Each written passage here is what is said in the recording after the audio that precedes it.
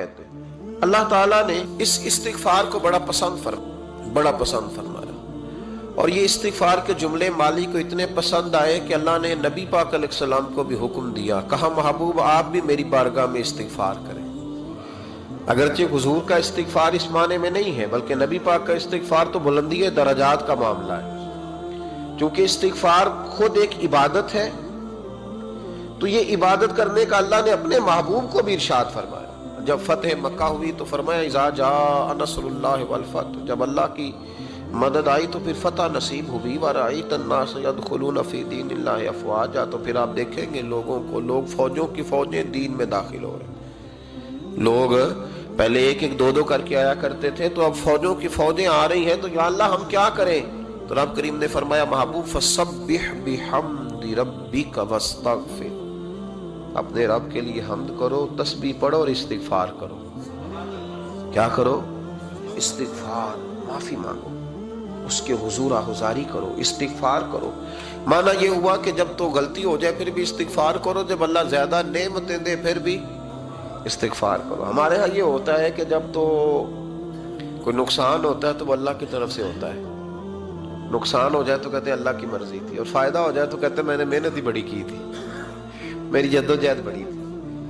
ایک بچہ ایک دفعہ میرے پاس کہیں انٹرویو کے لیے جا رہا تھا، تو دعا کرانے آیا، کہنے لگا میں نے وہاں جانا ہے، دعا کیجئے گا اللہ تعالیٰ کامیابی دے۔ میں نے دعا کی، کچھ اس کو پڑھنے کو بتایا، لیکن کامیاب نہ ہو سکا، لوٹ آیا۔ تو میں نے پوچھا کہ کیا بنا؟ کہنے لگا حضرت صاحب بس اللہ کی مرضی تھی، اللہ کی مرضی تھی۔ پھر ایک دفعہ گیا تو اللہ کی مرضی تھی، تیسری دفعہ گیا کامیاب ہو گیا۔ تو بھئی اب کیا بنا؟ کہنے لگا جی جب میں داخل ہوا تو اس نے جاتے ہی مجھ سے پوچھا سب سے پہلا سوال یہ کہ تمہیں جنرل نالج کی بھی کچھ معلومات ہے یا شعبے کے آدمی ہو؟ تو میں نے کہا جناب پوچھئے۔ تو انہوں نے پاکستان کا حدود اربہ پوچھا تو میں نے فٹافٹ بتا دیا۔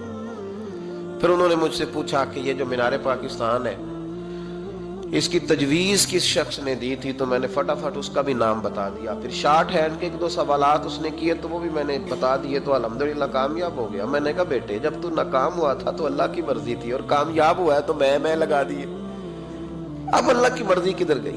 یہ اتنا بڑا نقص ہے انسانی فطرت کا، اتنی بڑی کمزوری ہے کہ معاذ اللہ تعالی ہم کمزوریاں قدرت کے کھاتے میں ڈال دیتے ہیں، ناکامیاں قدرت کے کھاتے میں اور کامیابیاں کیا تماشا۔ حالانکہ ہونا یہ چاہیے تھا کہ جہاں انسان کمزور پڑے تو کہے میری غلطی تھی، میری غلطی تھی۔ صوفیاء یہ سبق دیتے ہیں، اللہ کے بندے یہ پیغام دیتے ہیں کہ جب تو کہیں ناکام ہو جائے تو سمجھ جائے یہ تیری، اور جب تو کامیاب ہو جائے تو سمجھ رہے اللہ راضی ہو گیا تھا۔